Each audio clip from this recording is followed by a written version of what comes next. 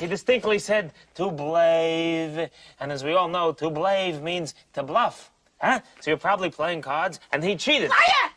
Liar! Liar! Get back, witch! I'm not a witch, I'm your wife! And now for something completely different. You wanna get nuts? Come on!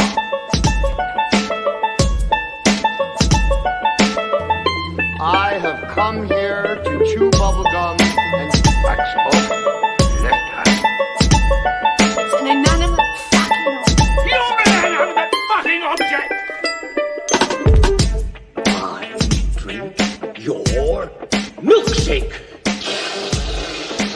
I drink it up.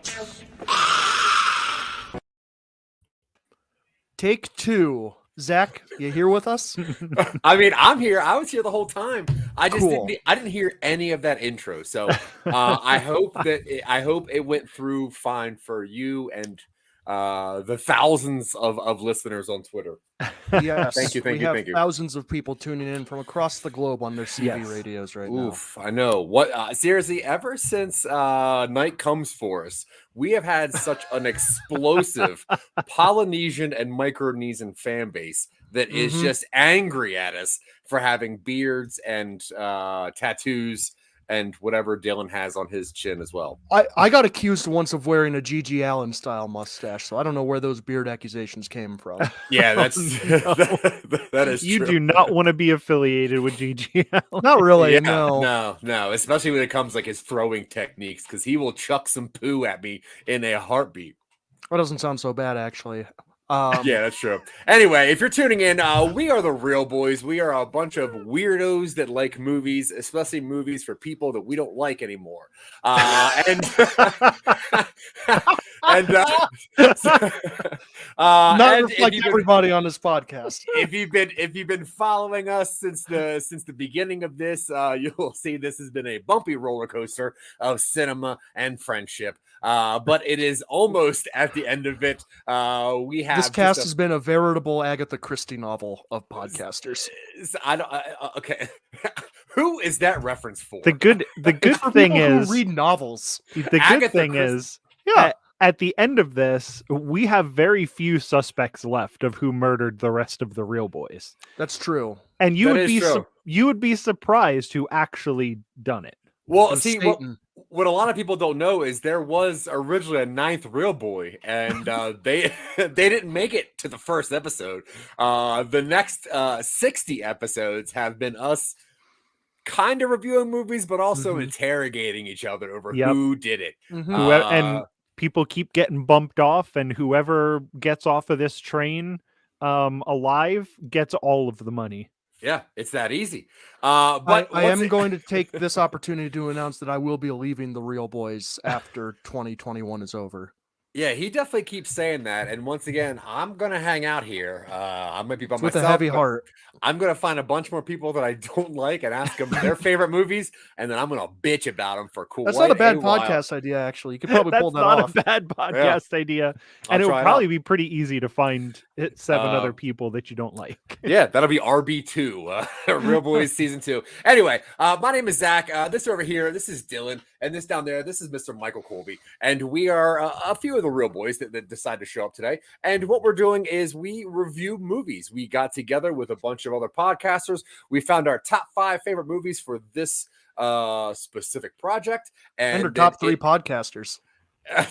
True. In very certain categories. But we have been selectively going through all of them and rewatching them and seeing what it's like to be a viewer of these movies that either are or used to be our favorites in the 2021 climate. And we are down to number ones now. And this is Mr. Justin. I don't remember his last. Justin Wallace's last.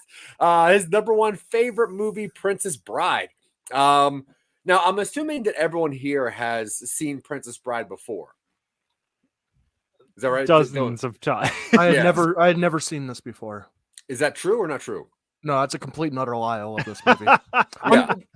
I get the feeling that this conversation is going to be mostly us talking about our favorite parts of it and what this Yeah. movie means to us. Yeah, and some trivia that I've recently dug up, but I tried watching this this last time under the guise of not knowing the book at all and knowing that this is a novelty movie, and rewatching it knowing that it's a fantasy movie, knowing that it's, you know, like a fairy tale style. I really don't know if you didn't know about this, if you don't have nostalgia, I'm not sure if this movie would mean anything to you now, which is crazy because I grew up with this movie. This is, you know, I have seen this movie so many times, almost as many times as I've seen Star Wars. But I don't know if anyone who watches for the first time without anything except pop culture references, if this movie would be good. What do you guys think about that? I'm on the opposite. I'm Go on for the it. opposite end of the spectrum on that one because I was watching this. This movie's kind of timeless. Like even the modern day parts. I mean, the only thing that like puts it in a time bubble is the fact that Fred Savage has like He-Man toys sitting around, but it's mostly, you know, sports stuff, Chicago Bears stuff, Chicago whatever Cubs stuff. Yeah. And as far as it being a fantasy movie, I think it aged very well. Yeah, it was interesting because, you know, obviously I've seen it many times and it's hard to separate those two things. But, you know, I think with the design of the landscapes using like that painting method, I think makes the fairy tale part timeless. And I think that's very interesting to watch it. Whereas if you know what the book is about, then it makes all the other parts really worth it in there as well. And the reason I said that is because doing a lot of research, obviously I like to go through comments and reviews and see what people say. And I was trying to find a bad review of this, looking for the person who just saw it, just to see how that was. Now, I'm not sure if this is the first time this person saw it. I did find one review that I want to run it past you guys real fast, since I know we all know and love this movie. And the majority of people who are going to watch this, listen to this, know and love this movie. But there is one person that I don't think likes this movie very much. Now, I did have to translate this from German, I will say. As I was scrolling through Letterboxd and looking at all the reviews, one was pretty long, and it was in German, and it seemed angry, which everything in German does. But I'm going to read it for you real fast, just because this thing really just baffled me. Now, I don't know who wrote this. They didn't give a name. But here's what it said, and granted, this is after I translated it from German. It says, among every circle of friends, there are precisely those who are our indicator. An indicator for bad films as well as for good films. An indicator for comedies as for horror films. My personal comedy indicator is my beloved and highly esteemed best friend, Stefan, alias Les Grossman. Now, Les Grossman is the character Tom Cruise plays in Tropic Thunder, by the way. I'm not sure why that matters at all. But either way, this guy is Stefan's best friend who goes by Les Grossman. And he says, in order to better understand it as an indicator, I would like to show a diagram here. 100 out of 100 is Once Upon a Time in Hollywood or The Naked Gun canon. 80 out of 100 are all roles with Clint Eastwood as a curmudgeon. 60 out of 100 are all Eberhofen films. 40 out of 100 is Forrest Gump. 20 out of 100 is Princess Bride. 0 out of 100 is Blade Runner 2049. So what does the indicator, Stefan, tell us? That he doesn't know anything about movies, that he has terrible fucking taste in movies. Well, that's a weird scale. I'll tell you what Stefan says. He says, the Princess Bride would neither then as a child nor today as an adult be a screamer or even a classic or cult film. The film has, except for 1 or 2 laughs, otherwise no laughs. The characters are personable, yet everything about them screams for wasted potential. Alternatively, we get most obvious backdrops next to beautiful landscapes that are to be expected. Where the music got to is a good question, and yes, she urgently needed it. Don't know why that was like that. What finally need to be said, what a lame, boring film whose cult factor is completely lost on me and my indicator, Stefan. So that's what Stefan's best friend thinks, and which would make this a 20 out of 100, just below Forrest Gump. Now, I know what you guys are thinking. In the 60 to 100, I mentioned something called Eberhofer films. Now, obviously, being an idiot, I was like, well, I wonder what that is, right? So here I am down a rabbit hole looking for stuff about Princess Bride, and what I find is after after Dampful Nabobulus, Winter Arcanafadol, and Schweinskamp al dente, Griebnachlaflar, and Sauerkraut Koma, Lieberkas Junkie is the 6th film adapted of the Franz Eberhofer series based on a novel by Rita Falk. In a book series, Laberska Junkie is case number 7 in a film where number 6, for some reason called Plum Plum, was skipped. I don't know why they skipped Plum Plum, but you're probably wondering what Eberhofer is. Well, I'll tell you. Eberhofer is a village policeman.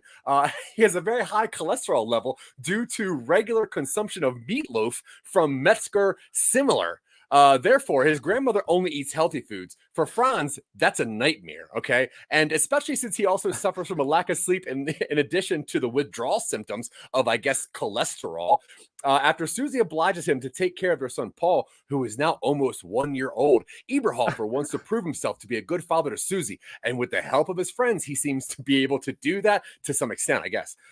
One night, though, his desire for Lieberkas roles becomes too great. So the butcher, Simmer, has to be roused from his sleep, whereupon he calls the troublemaker Lieberkas Junkie.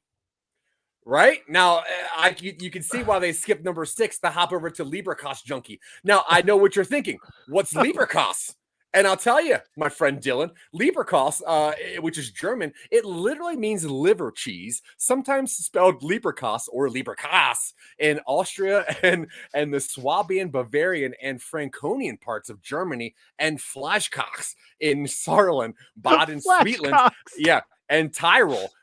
It's a specialty food found in the south of Germany and Australia and parts of Switzerland, similar to like a bologna sausage. It consists of corned beef, pork, bacon, and is made by grinding the ingredients very finely, then baking it as though it were a loaf in a bread pan until it's a crunchy brown crust.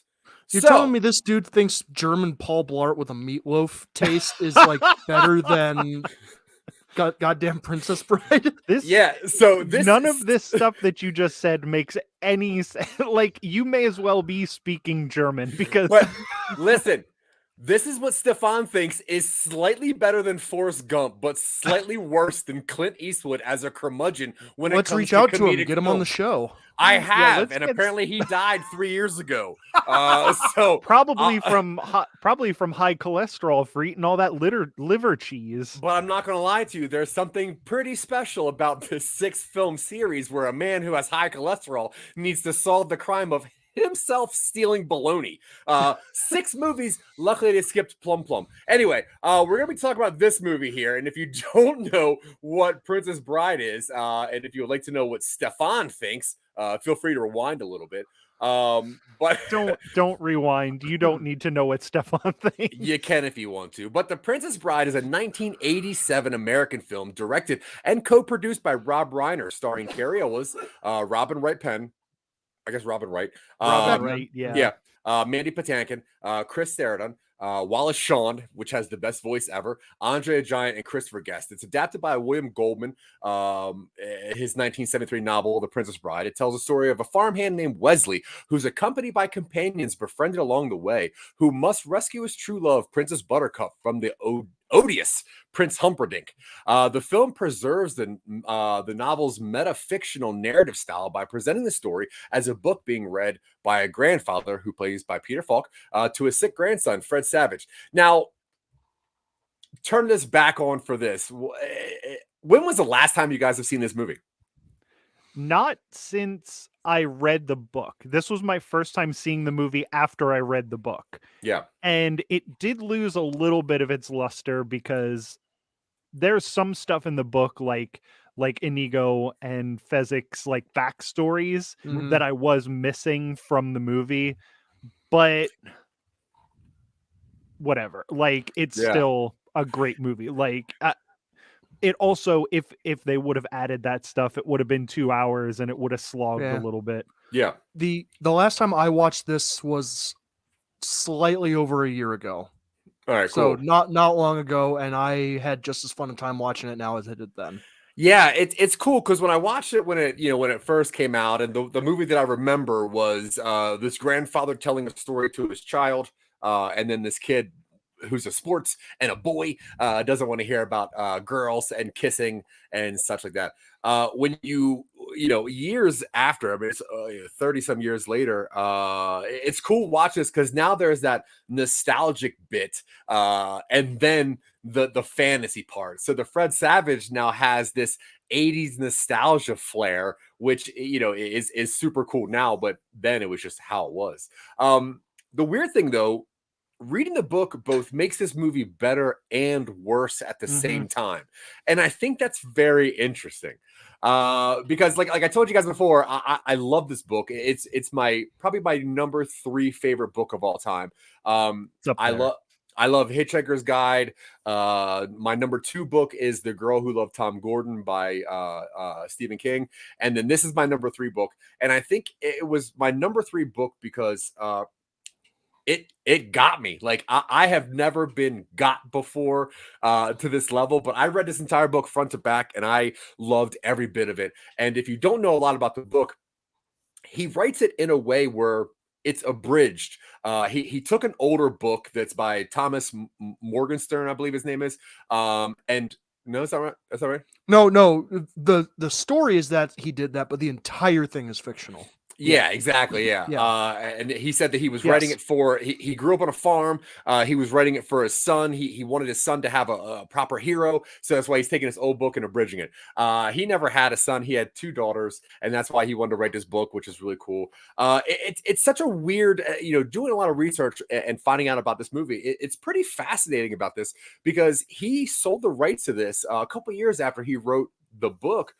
And there was some pretty prolific directors that wanted to do this thing. And he was not happy with the way any of this was going. So he actually, with his own money, years later, bought the rights to his own book back because he's like, no one's going to do it. No one's ever going to be able to do it until Rob Reiner, who William Goldman and Rob Reiner's dad, Carl Reiner, were actually really good friends, and Rob was always hanging around when Carl was doing his thing with William Goldman, and William Goldman actually handed Rob Reiner a copy of this book, which became Rob Reiner's favorite book of all time. So Rob Reiner actually went back to William Goldman, was like, please let me do this, and he was the only one that was able to get the rights to do this movie, which is pretty cool. And this is like definitely his best movie, Rob Reiner's best movie. Yeah. He's got a couple. He's got a couple up there. He's got a couple down there. He's got a bunch down there. Yeah, like surprisingly, when I went true. through his movies, I was like, yee. Yeah. But this one definitely is going to hang out. Now, if you know the movie, the film is an enactment of a book that a grandfather reads to a sick grandson who initially dismisses the story. The tale is about Buttercup, who's a beautiful young woman living on a farm in a fictional kingdom of Florin.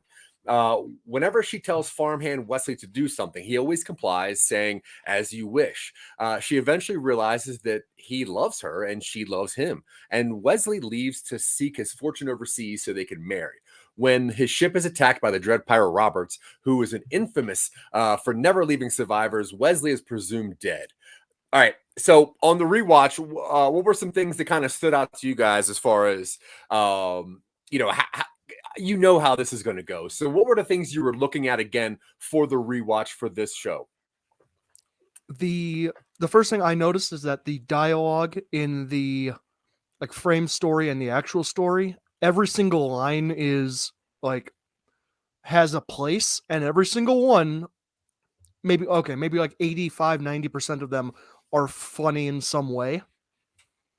Not comedic haha, but there's a dry wit to everything. Yeah. There's a good character interaction between everyone where I'm just smiling the whole time.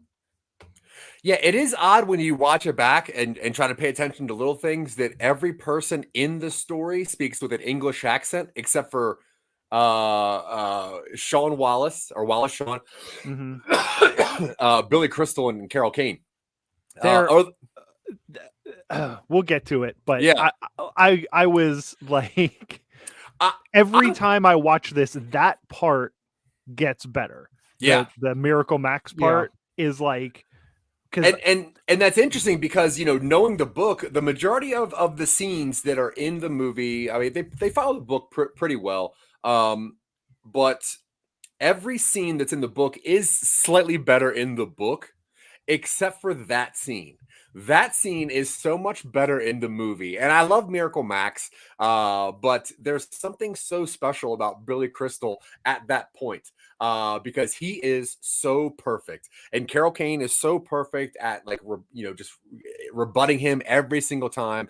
And they're so good together. Like, every time you see those two together, were they ever, like, married or anything? No. They were like what's his name, Ben Stiller's dad, Jerry Stiller, and and his wife. Like, they were always together as, like, husband and wife, and you always, like, they just had such good chemistry. I mean, the story, like I said, it revolves around Buttercup. And what do you guys think of Robin Wright as Buttercup? This is like the first real big role for her. She was a soap opera star, I think, before this. She is fine, but she's also playing the role of pretty much damsel in distress, period. Yeah. She does exactly what she needs to. Yeah. She's doing exactly what she needs to here. Well, but I think she sells it. I think she does sell the emotional core, like, of her character. I don't think she's phoning it in. I think she's doing what the role is asking her to do. And I think that's a good thing. And there's a part in the fire swamp where you can sort of see her muster up the courage to, like, hit the rodent of unusual size, like, with the big stick, and she's doing a good job, but she's not really given too much to do. She's the princess who needs to be rescued. So William Goldman, when writing this book, he had Carrie Fisher in mind as the ideal choice for Buttercup. He thought that she was the ideal princess, obviously, after Star Wars. Everybody did. But this book was so prolific when it came out that a lot of the up-and-coming and even big-name actors really wanted to be in this movie. Some of the leading roles for Princess Buttercup that got turned down, Courtney Cox and Meg Ryan both auditioned, didn't make it past the second thing. I think Meg Ryan would have been a good choice. Yeah. That era Meg Ryan? Yeah. Oh, yeah. Maybe. Sure. She might have been too Meg Ryan, though, especially at 87, especially after Sleepless with Seattle. But Uma Thurman also auditioned for the role and was fighting hard for it. But apparently everyone, including William Goldman, just thought that she didn't have, like, the princess look. I was sort of that way. I was sort of that way with who was the first one you said? Courtney Cox? No. Meg Ryan? No. Jerry Stiller. Before that. Robin Wright? God. Princess Leia. Carrie Fisher. Oh, Carrie Fisher. Like, I feel like she would have been almost too heroic in that I role. agree. I think she's not damsel-y enough. Now, the one actor that fought the hardest to get Princess Buttercup role, and there's no way you guys can ever guess this, but this actor started a bit of a campaign with a mail-in campaign. Whoopi Goldberg really wanted to be Princess Buttercup and fought hard to get this role. And that's so interesting to me because, not that I can't see it, I'm sure Whoopi would have been great, but I don't really see Whoopi as a nothing role. She's a little bit bigger than, especially what this role needed. But either way, I think Robin Wright did a fantastic job for what was needed of her. All right, so we're going to jump ahead 5 years later. Now, Buttercup is forcibly betrothed to Prince Humperdinck, and the heir to the throne is Florin. The heir to the throne of Florin. Now, before the wedding, she's kidnapped by 3 outlaws, a short Sicilian named Vizzini, a giant from Greenland named Fezzik, and a Spanish fencing master named Inigo Montoya, who seeks revenge after a 6-fingered man who murdered his father. Prince Humperdinck, his soldiers, and also a masked man clad in black pursue the outlaws. So we're hopping into this thing already, and we have Buttercup. She is stolen now, and we meet our outlaws, and immediately I think that this is what makes this movie so great, is these 3 people.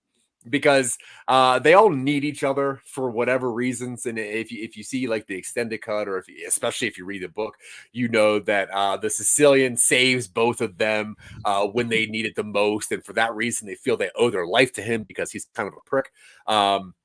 But they really don't trust him a whole lot, but they need him. And watching it back, easily these three are my favorite part of this movie. What do you guys think of these three? Love them. All three of them. Yeah. What struck me this time was Mandy Patinkin's acting. Yeah, he's the one. Out of all of them in the movie, his felt like the most emotional kind of like drive. Yeah, especially in the confrontation at the end with Rugen. Like when he is delivering that final fight and the music swells and he gets on his feet after getting the knife, I'm like, this is what you're rooting for in the movie. Yeah. And he surely had read the book by this, like at this point, and knew, like, because they put his, reason in the movie, but they don't give it that backstory. It's like that little half chapter that shows, how much Inigo loves his father and looks up to him, and then watches him get murdered. Like that little bit of extra stuff really adds a lot. So when you know that, you know what he's fighting for. And yeah, absolutely. Like Mandy Patinkin knew that and was using that in the movie, even though they didn't show as much of it as you might like, but it was still like there. Yeah, I agree. And a little bit of trivia and backstory on these guys. So while Sean was the second cast to be Vizzini, he actually was. It was Danny DeVito was actually originally cast for that part, and then Danny DeVito eventually he backed out, and Sean Wallace had always thought that he wasn't good enough since they didn't pick him. They picked Danny DeVito, so he was constantly asking people, "Was that right? Do you think I should go harder?" and blah blah. As far as the giant, Wim Goldman asked and again sent a specifically handwritten letter to Arnold Schwarzenegger saying that you are the person that I see as this role. This is what that is. Schwarzenegger said initially, he's like, yeah, sure. The movie sat in development for about 8 years, and by that time Schwarzenegger was a bigger deal. And William Goldman met Andre the Giant and said that this is a perfect casting for this. As far as Mandy Patinkin, he was originally the first person they thought for this role. He's perfect. He's a stage actor, beautiful singer. Now, I think about Mandy Patinkin, when he read this book, he fell in love with this character. And when he was given this role, he wanted something special when it came down to his interactions with Christopher Guest. Mandy Patinkin's father was taken by cancer. So whenever he looked at Christopher Guest in this movie, he was seeing it as the cancer that took his father. So that very last scene where he is getting back at the six-fingered man, he said that in his brain, he was attacking the cancer that took his father from him at a very early age, which is why that, and you're 100% right, Michael, that there's no more emotion in, I think, any movie than that right there. When he is just looking Christopher Guest in the face and all that's going down, and he just keeps repeating his line and finishing it. It, like, to this day, right now, goosebumps. You probably can't see it, but I mean, there's some beautiful acting in this movie, and there really didn't need to be. One of the other people that wanted one of these roles very bad, Liam Neeson, apparently he revealed on the Graham Norton show once that he auditioned for Fezzik, and director Rob Reiner walked up to him, looked him dead in the eyes, and scoffed and said, "You're not big enough." No. Now, to think that somebody did that to Liam Neeson is so funny. I think he would have been good as the six-fingered man, though. Yeah, I think so too. But Christopher Guest, the cool thing about Christopher Guest was great. Christopher Guest, I think the reason that Christopher Guest was so great in that role was because of his comedy. He doesn't get to use the comedy very often, but when he does, it's like you need a comedic actor. Like when Inigo dispatches his guards, and then he sort of puts his sword up and then runs. turns and runs. Yeah. You have to have like perfect timing to make that not look cheesy, and it didn't look cheesy. It was hilarious. Yeah, his timing of all that was absolutely perfect. There's a thing that Rob Reiner forgot that Christopher Guest was actually in this movie, because knowing Christopher Guest, he said he was so into this role that you wouldn't see him. Like he was always as the Count in this film. And here's a fun tidbit.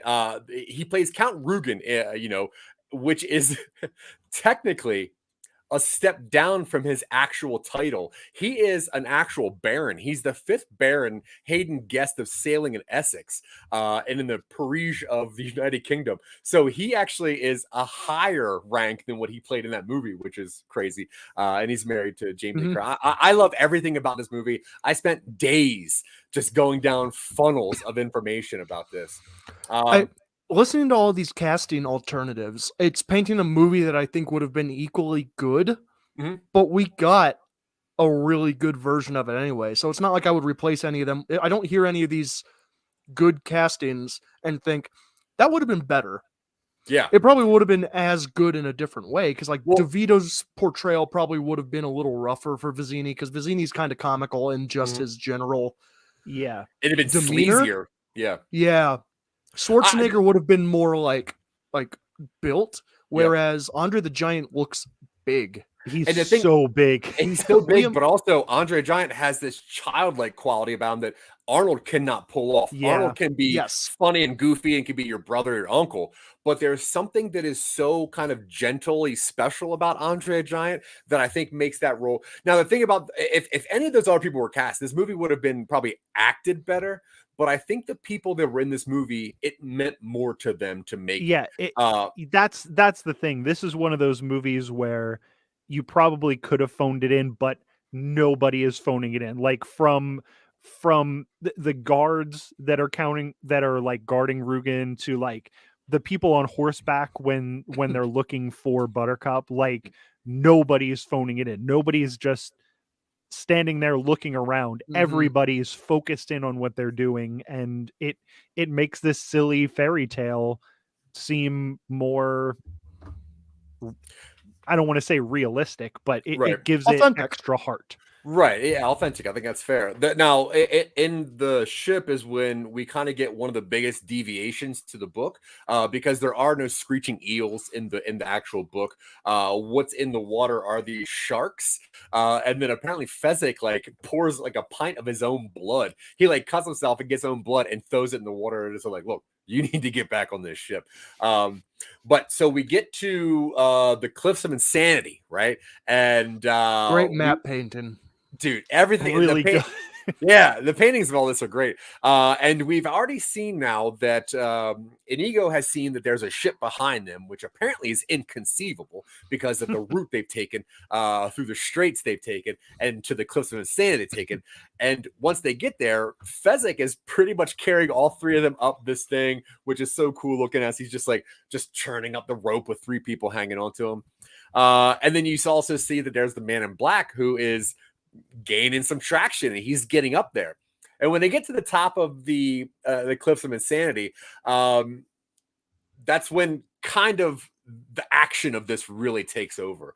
And so they decide that the Spaniard is going to hang back, and he's going to fight the man in black because there's not a better swordsman in the world. And this is when you get the first real bit of humanity out of Inigo, which is, he looks down at the man in black and he's like, can you please hurry up? And he's like, look, I'm doing my best. Either give me a rope or shut up, And he eventually gives him a little bit of rope, and they have like this kind of pride, this trust in each other of men of swords. And then they have probably the most epic sword fight, I think, in movie history. Can you think of it? Yeah. Can you think of a better sword fight? Rob Roy.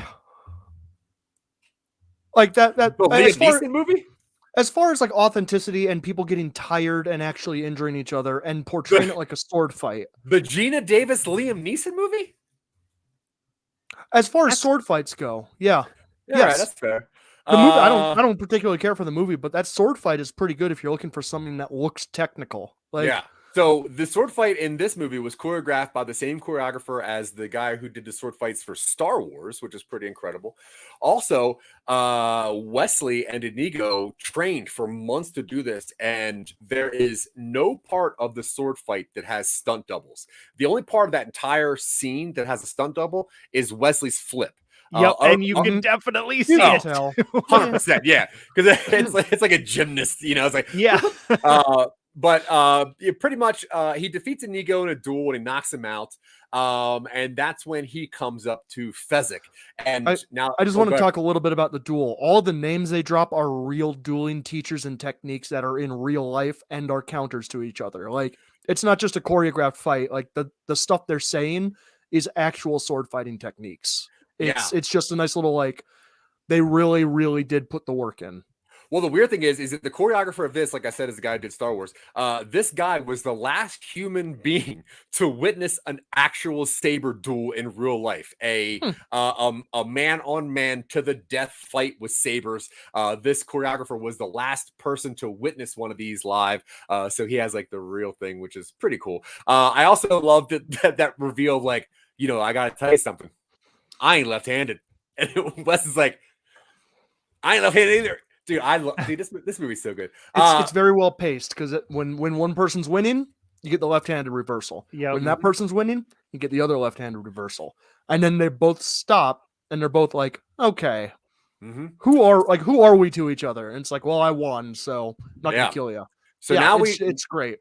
Now we know that the Man in Black has some amazing finesse and some great agility, right? So Fezzik decides to stay back because if he can get past the Spaniard, he's not going to be able to get past the strength of a giant, right? But he pretty quickly, by doing the I'm going to jump on your back method, knocks out Fezzik with using a wrestling move that Andre Giant beat Hulk Hogan in 1 year, which I thought was pretty cool. So now we know that he also has a little bit of brains, but also some brawn. That's when he gets to Vizzini. And probably one of the most memorable scenes, which is this whole mental battle between a Sicilian when death is on the line. And you get this thing where it's like, I can't beat you at this. I can't beat you at that, but I can play with my mind here. And, you know, you get this great Wallace Shawn scene, and it's like, hey, what's that? And he turns around and he swaps the cups or whatever. For no reason. for no reason whatsoever. At least if you die, then it's on your own. It's on you. Yeah. Yeah. I think he wanted to kind of try to read the Man in Black, which is so great. And I guess at this point we know that this is the Dread Pirate Roberts, right? We know that by now, I think. Well, we know that Dread Pirate Roberts has killed Westley, and then this Man in Black, which we're assuming is the Dread Pirate Roberts. Now, with some quick little bit of which you're not fooling anybody. No, for real. I put a Zorro put on a Zorro costume. That's cool. So he pretty much says that he's been practicing iocane powder forever, and that's why he has a tolerance for it. So it doesn't even matter whatever it is. So and now Buttercup is the one who knocks him down. As he's rolling down the hill, he says those magical words, "As you wish," which lets her know that this is her beloved Westley, which is great. Which gives it when they're rolling down the hill, the most hilariously bad ADR. Yeah. For some reason I really noticed it this time. I'm like, even the ow. Yeah. It's like a video game character standing in fire. Yeah. Yeah. And then obviously because Wesley's fallen down the hill, she throws herself down there also. Now Wesley explains how Dread Pirate Roberts, it's just a title that's passed on to others, and he took it when the previous Roberts wanted to retire. And now, having found Buttercup, Wesley intends to surrender the title to another. And Humperdinck catches the pair after they emerge from the dangerous fire swamps. So, in the book, Humperdinck is this amazing hunter. And this guy, like, he has this zoo. Do you guys remember the zoo in the book? And it's like menagerie. Like these 10 levels of death. And he just goes into this thing and he like fights all these crazy like lions and everything. And they kind of swap that out later for the torture chamber, which was kind of annoying, but I guess there's really no way to film that thing. But so Humperdinck is a prince, right? And Buttercup isn't. Do you remember how she becomes a princess so that Humperdinck can marry her? Because they don't No. talk about it in the movies. They only No, say they it- don't talk. They also do a weird thing in the movie. I don't know if I missed something, but I feel like at one point they say, Humperdinck's father died the next day. But isn't that his father giving her, like, walking her to her room on their wedding day? I think that's her father now. So in the book, what happened was, so she is the most beautiful person in the land. And in the book, he wants to marry her. And they're like, well, you have to marry a princess. So he actually forms this fake country in the middle of his country and then makes her dad like the ruler of that country so she can become a princess so she can marry him. So I think that's her dad and the old man at the end, which I'm not sure because they don't really ever bring that back up. Yeah, because it looks like the guy who's standing with them when he makes the announcement. Yeah, no, you're probably right, which is weird. I mean, it doesn't matter, but Yeah. it was just it was also a weird throwaway ADR line where it said that he died. Yeah. Maybe they put that in later. I don't know. That is weird. I actually don't remember that. I'll go rewatch it again later. So darn. We get to like the fire swamps. We get to the lightning sand. We get to the ROUSs. Anything in that you guys want to talk about? I mean, it's all cool. It's all very cool. Jim Henson Muppet. Well, there was a man inside of that. The ROUSs, I was introduced the first time I watched this movie, my grandpa put it on for me when I was like 10, maybe younger. And I was freaked out by the ROUSs. They're kind of intense for a kid of that age. The way they walk and the noise they make. Yeah. Yeah. And when the ones get set on fire, it's kind of horrific. Yeah, it is pretty bad. Apparently, the main one, the main ROUS, the gentleman that was that character inside that suit, it is so like tight and it was so like restricting that when he would leave the set, he would just get almost blackout drunk because he hated being in this thing. So he was actually going from the bar to his hotel or whatever, and he got pulled over from a cop. The cop's like, "What are you doing?" And he's like, "Listen, I'm in this movie where I'm a giant rat and I got to fight this man before he throws me in the fire. But the guy looks like Zorro." So the cop like threw this dude in prison. And the next day they're like trying to like, do this scene. And like, where is this guy? And then he finally just shows up later and he goes, "Listen, you guys aren't going to believe," because he was still hungover. He said, "Listen, you guys aren't going to believe this, but I got attacked by a cop," which is great. Everything about this movie is so cool. God.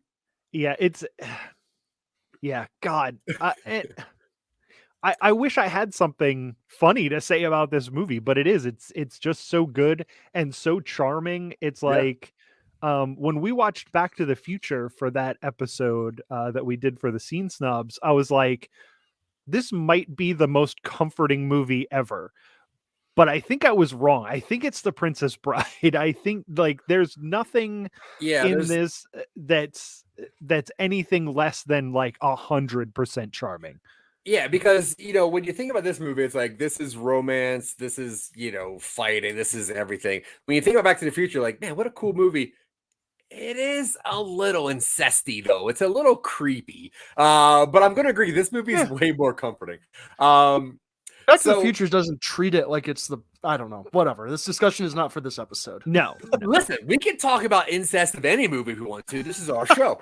Okay, so Humperdinck captures the pair after they emerge from the fire swamps, and Buttercup agrees to return with Humperdinck after he promises. Hang on 1 second. If you want to talk about incest, if that is in fact her father at the end of the movie that walks her down to the thing, he's way too excited that she give him a kiss. Yeah. Well, he's a creepy old man, so so there you go. Yeah, there's your incest talk. Well, thank you. So after the promise to release Westley, he secretly orders his sadistic vizier, Count Rugen, to take Westley to the torture chambers called the Pit of Despair. Before being knocked out, Westley notices that Count Rugen has 6 fingers on his right hand and realizes that this is the man that killed Inigo's father. So we get to the danger room, right? The torture chamber, and we get one of the weirdest characters, which is this albino named Max. I love this man. I don't understand what he's doing here, but I do absolutely love him. He's got a job.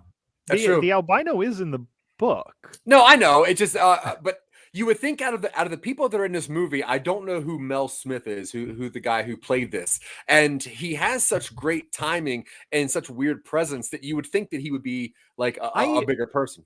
I do feel like I've seen him in other stuff, but I can't tell you what. He gets a featured spot in the end credits, so he was someone at the time who people probably recognized.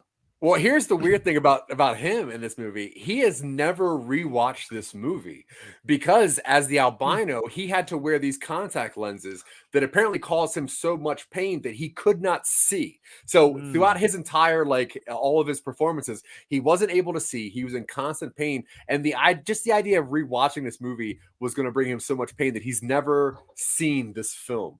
Which I Well, thought that's was, too bad. Yeah, that sounds familiar.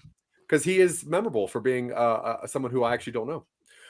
His voice, the voice misdirect when you first introduce him, is one of my favorite kind of like swerves in movies where you expect this creepy kind of like, and it's like, yeah.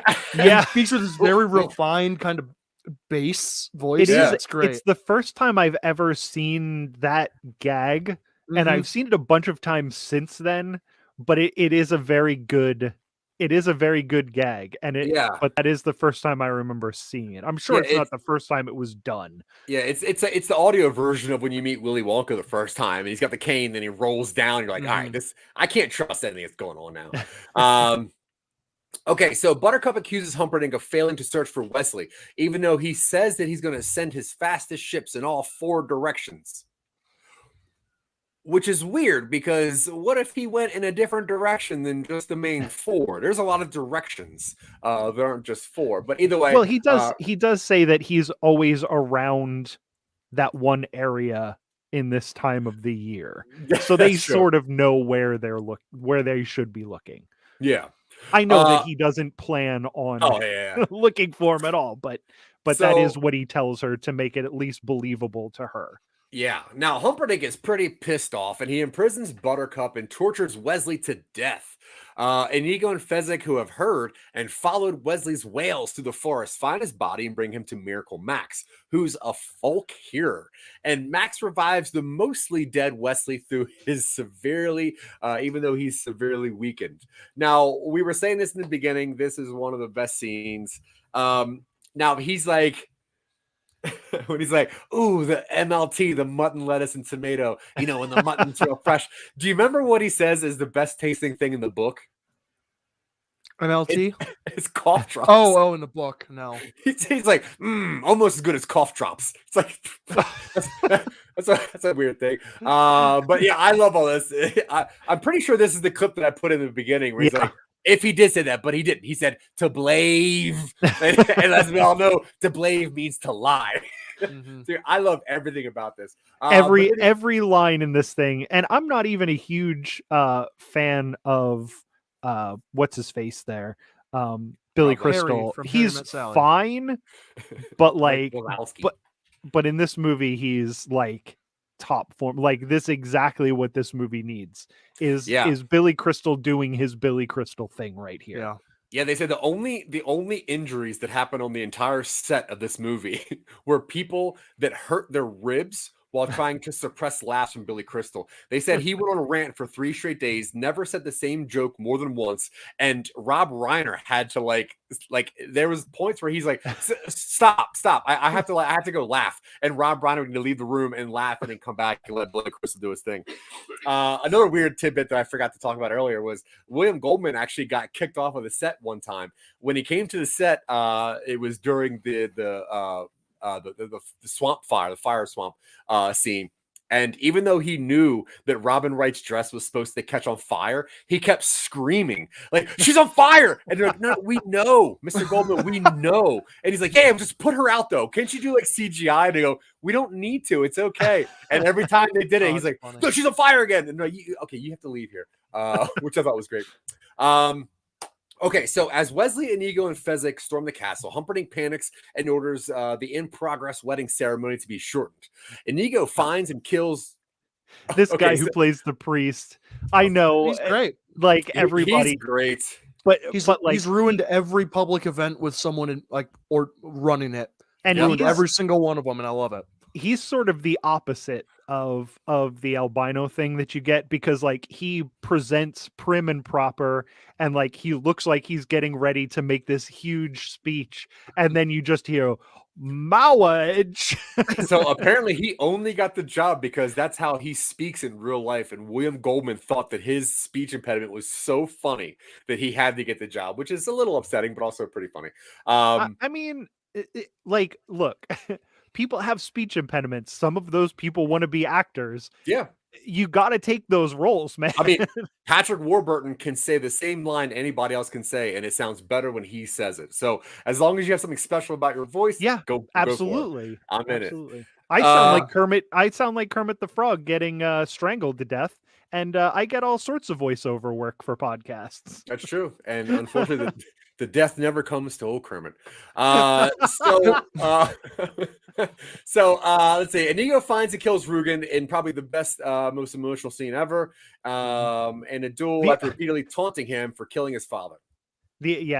And the only thing that I noticed in this scene this time was the impacts of the stabs don't feel like they're not impactful. Like when he gets stabbed in the arms, when Inigo gets stabbed in the arms, and then when he finally kills him, I don't know, maybe there's not enough like sound effects or something, but it feels very hollow. It did this time, and I don't know why. I disagree. Yeah, me too. I like that they're understated. It's not flashy and it's not super violent or like scare cord or something. It's just like sword goes in, starts bleeding. Sword goes in. I get that, but I guess in this type of movie, I'm just expecting more of a.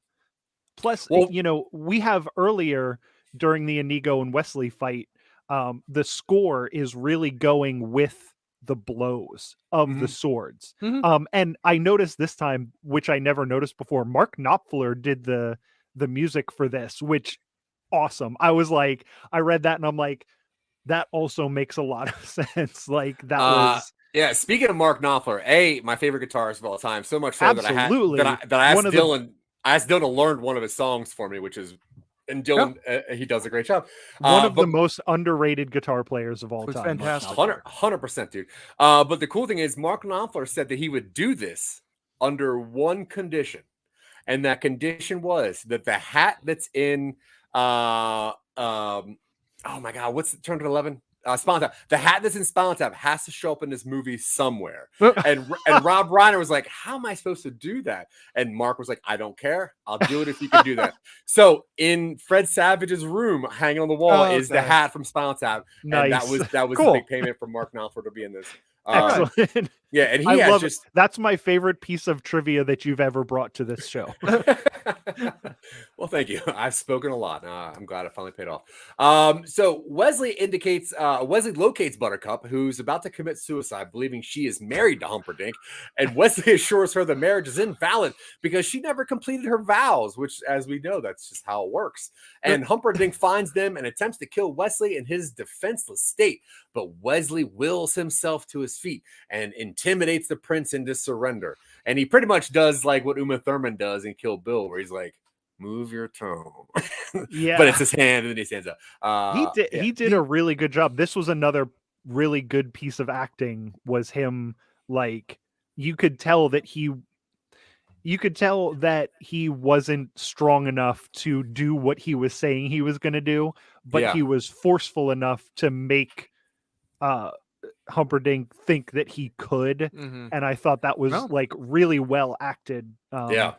Carrie Elways is great. He's great in everything. He's not always great, but he's definitely great in this. I'll give it to you. I will not have you say a bad word against Carrie Elways. Okay. He's The definitely only thing I've ever seen him in that I didn't like was Saw, but that wasn't his fault at all. There you go. Well, I can't wait to see Saw 5 then. Okay, I so want to talk very briefly about Buttercup's threats of suicide. Yeah. Only because they are so dry and so matter of fact, where it's like, I love Humperdinck being like, please consider me an alternative to suicide. and he says it in such like a sincere kind of like dry way. I'm like, oh, yikes, man. Yeah. And then when she says it to the king, where it's like, I will go to my chambers and kill myself, and he's like, oh, well, that sounds nice. That's Yeah. gonna be nice. Yeah. they take me off. I'm caught off guard by them every time I watch this movie, and they make me laugh every time. Yeah. Just because She of does how it- they're delivered. She does it to Humperdinck too. She's like, Yeah. Nah, then I'm just gonna go kill myself. Yeah.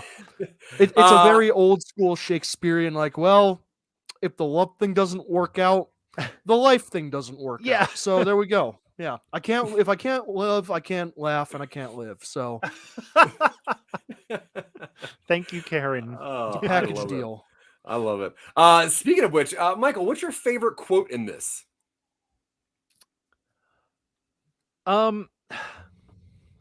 I don't think it's my favorite quote, but I love when Andre the Giant misses with that first rock, and he's just like, I could have killed you just then. And it's just the whole situation there. And Dylan said it earlier, his like childlike, I could have killed you, but I didn't. And Mhm. it's so good right there. Yeah. The one that always gets me is when Wesley, when he's like, life is pain, highness. Anyone who says anything different is selling you something. I think that quote has stuck with me my entire life, and I absolutely love that. All right, so we're getting close to the end here. Let's see where we're Humperdinck finds. No, so after killing Rugen, Inigo is unsure of what to do with his life, and Wesley offers him the Dread Pirate Roberts title. Fezzik has procured 4 horses, and he and Wesley, Buttercup, and Inigo escape. Wesley and Buttercup safely reunite, and they share a passionate kiss. Now, back in the bedroom, the boy eagerly asks his father to read him the story again the next day, to which his grandfather just looks at him and says, as you wish. Ah, dude, what That's a great... cute. Yeah, no, cute. that's great. That's a great Yeah, way to wrap up, yeah. especially an 80s movie. Yeah, what a cool thing. Yeah, What do you guys Peter got to Falk as the grandfather is really, really good. You Yeah. don't think Danny DeVito could have done it? He could always do a better folk than I folk think could. Danny DeVito can do anything. I think I he's agree. very good. I also think he would have been good as the Sicilian, but it's just at this point, Wallace Shawn is like, Yeah. that's him. Like that character is him. So to Yeah. try to think of anybody else doing that, even somebody as good as Danny DeVito, because like his Penguin, Danny DeVito's Penguin, not that much different than he could have probably played that character. Yeah, it'd be Um, real greasy. Yeah, just like real slimy. But Yeah. But that's Instead not- of doing inconceivable with a slight lisp, we would just be doing like inconceivable. Yeah. oh, it would have been so angry. Now this movie also is a Criterion Collection. This is Spine number 948.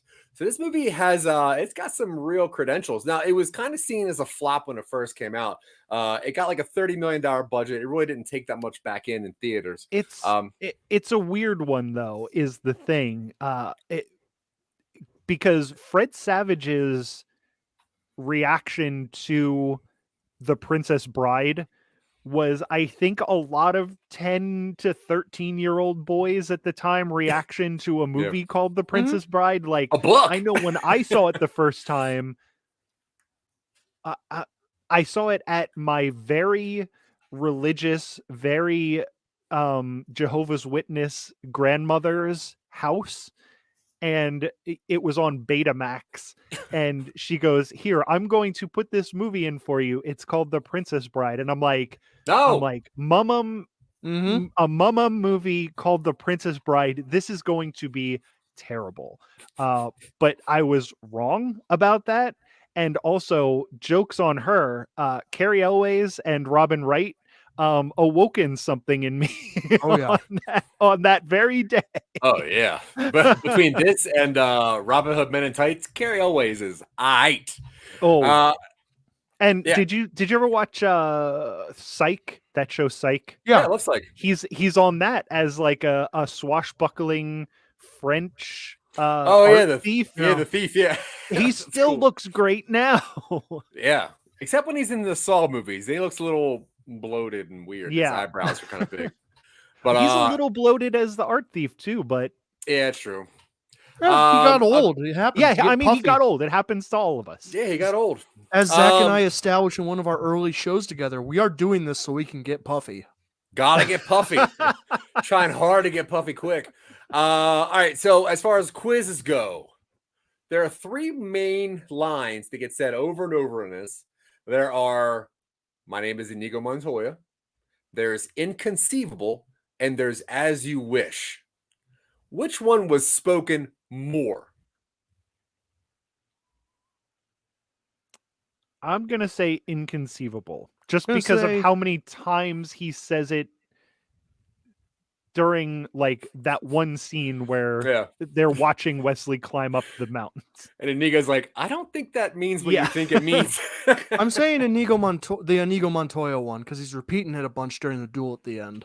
So my name is Inigo Montoya said 6 times. Inconceivable said 5 times. And Wow. as you wish is said 7 times. Okay. 4 by Wow. Wesley, but 3 by the grandfather, which is Oh, cute. all right. Cute. Okay. Yeah, I don't have much more in this movie. It hits like so many. It's on like AFI's top list. It's on Bravo's most passionate movie list. It's on best comedy list, best fantasy list. There is something special about this movie, and I think it's one of the few movies that cannot be remade. Like, could you imagine that being done now?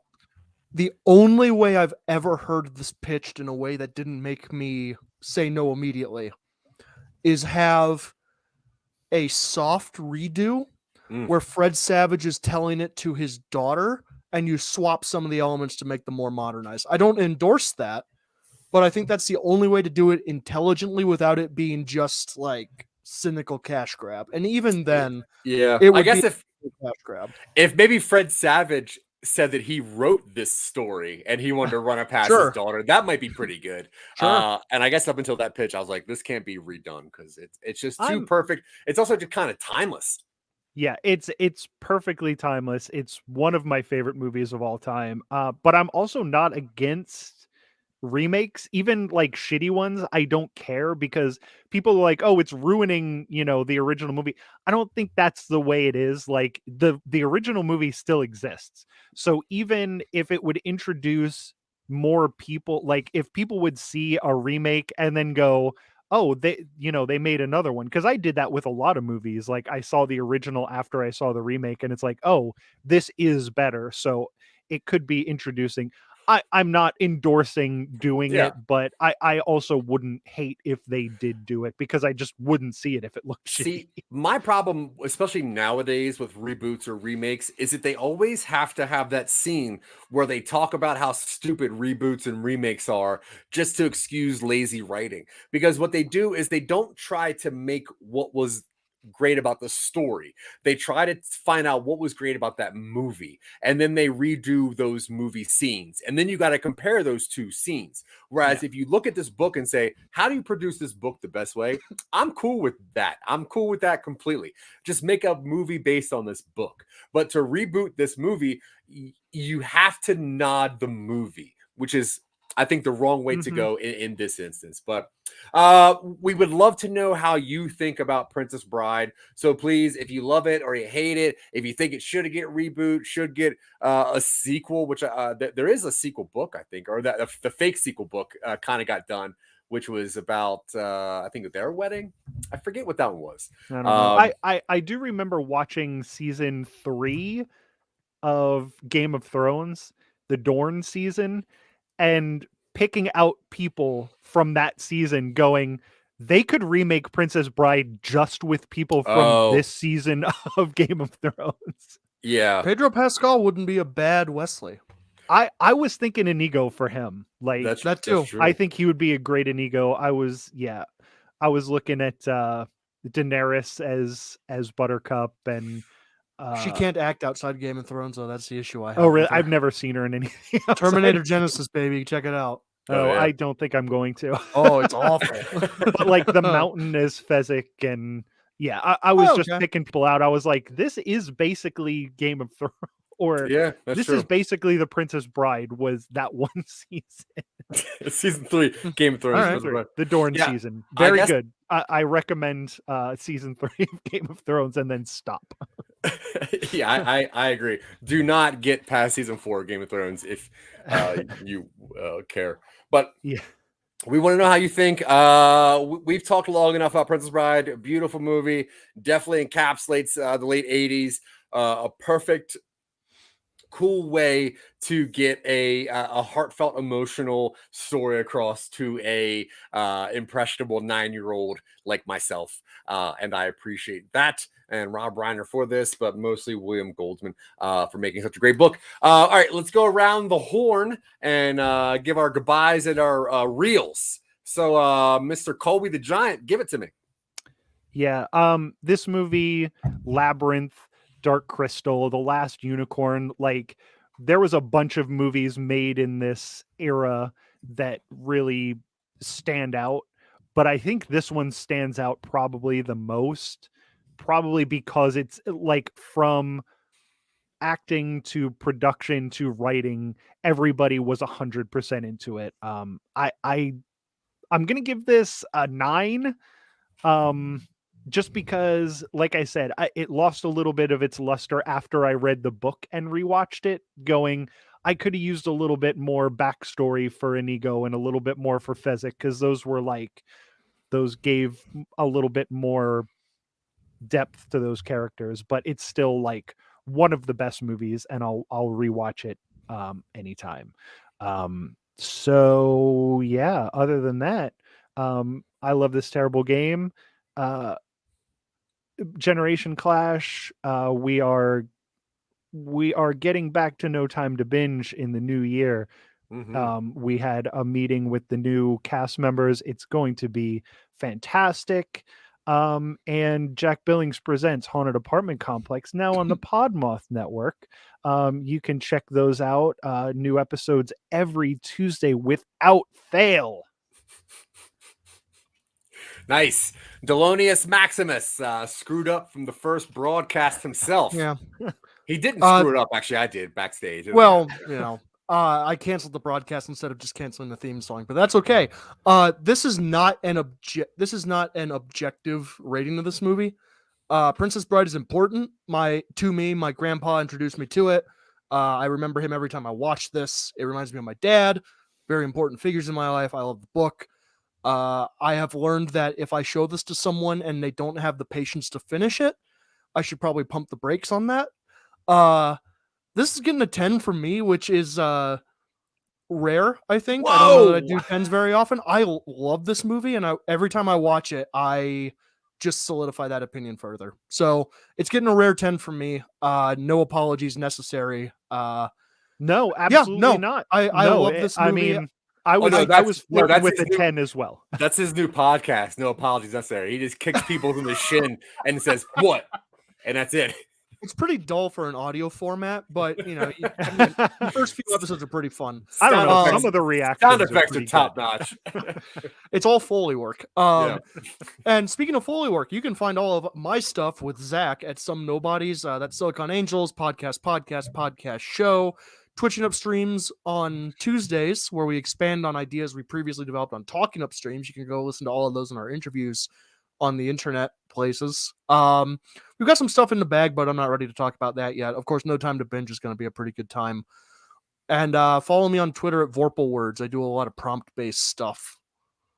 A lot of prompt-based stuff for people who are into reading 280 characters of something at a time. It's got a lot of C prompt stuff going on over there. Yeah. So make sure you check that out. I'm very on time. Yeah, he gets all this DOS programming done over on Vorpal Words. So check that out. Yeah, this movie it's beyond special to me. It never really. I don't think I ever watched this movie new. Like once I seen it, I felt like I've always seen it. It is a classic that has just always been there. You really can't pinpoint why it's so great. It just is. It is a representation of almost an impossible book to make. And I applaud the effort, especially then. And I applaud the output because it still holds up to what it's supposed to do. Now it would be like a CGI, just mishmash and some weird stuff. They would do the tower. They would do all levels of the zoo. They would do everything because they want to be it, blah, blah. But I like it. I'm going to give this movie a 10. If this movie's on, I'm going to watch it. I still have a VHS copy, still shrink wrapped when it came off a moratorium at Blockbuster Video, and I've never opened it. I've seen this movie a lot, easily. 10 out of 10. And yeah, if you want to hear anything that I have to say that Dylan writes, you can listen to Dylan's outro once again. We have decided to give this movie 29 out of 30 reviews, which is almost 10. 29 out of 30 reels, not reviews. That's stupid. We can review this again. We'll do 10 episodes of us talking about 9.666. 9 point the devil, baby. But like I said earlier, please, we would love to know what you think about this movie. When was the first time you've seen this? Did this mean something to you? Have you read the book? Do you think it's a good adaptation? Which I think that it is. What we're going to watch next week, we have another amazing number one from somebody. It's going to... I wish I had the notes up, but if I speak slowly enough, Dylan... It's Star Wars: Return of the Jedi. Oh, I have a good not bit for not this everybody's one. favorite one. Return of the Jedi. This is nobody's favorite one. This is it's nobody's favorite. It's one Star person's Wars favorite movie. one. At This least. this should not be in your top 4 of favorite Star Wars movies. But either way, we're going to talk about Return of the Jedi, which is the cash grab of the original trilogy. Fine. It's my fifth favorite Star Wars movie for sure. I but- think I could fight that. I think that it might be. Yeah, I think you're wrong. You're gonna fight it on his favorite? Yeah. Just because sure, they're people's whatever. opinions don't mean they're right. They just haven't thought of something. I mean, you're going to tell me out of what, 12, 13 movies that Return of the Jedi is in your top 5? Of the trilogies, the 3 trilogies, the 9. Of the original trilogy, I will agree. This is my top 5. No, of the 3 trilogies. Oh. Yeah, all right, maybe. Yeah, sure. Two. It might be tied. It might be tied for 5th. 2817. Phantom Menace. Two. Attack of the wait, Clones. you're Attack No, of the I'm Clones, sorry. And then no, Jedi, it's Last Jedi. 5, 8, 4, How do you make 7. 5 more than whatever? All right. Yeah, I think that Oh, I'm that's funny. I'm 4. Not 4, yeah. 5. The Attack of the Clones is the best Star Wars movie. I don't know what you guys are talking about. The Attack of the Clones is the last of the 9. I would rather watch Yeah, Phantom Menace. I'm gonna say Yeah. 4, 5, 8, Rogue One, 7, and then Return of the Jedi. If Rogue One does not count, then it is in my Rogue top One 5. doesn't count. Okay, if it doesn't count, if it doesn't count, It doesn't. It is. If it does not It count, doesn't. in the rare occasion it does not count, it's going to be in my top 5. Either way, if you want to hear what we talk about Return of the Jedi next Monday, No Time to Binge next year, you can see us on touching and talking and doing all things upstream, including peeing on beavers upstream, which is Phil Better's new podcast. But leave it to Beaver. When we say next year, when we say No Time to Binge next year, Yeah. it sounds like a long way away. It's like 3 weeks away. It's not that long. Time is an illusion. Don't worry about it. But anyway, leave it to Beaver, which is where Phil Better puts his scraps outside and videotapes what happens when you leave your leavings to Beavins. Either way, we love you guys. Thank you very much. Dylan, you might as well play that outro, bro. Yeah, tune in next week when a bunch of white nerds talk about Star Wars. You've never heard that before. Bye, everybody. Never. You can hang on that for too long. He distinctly said to blave, and as we all know, to blave means to bluff. Huh? So you're probably playing cards, and he cheated. Liar! Liar! Liar! Get back, witch! I'm not a witch, I'm your wife. And now for something completely different. Are you want to get nuts? Come on!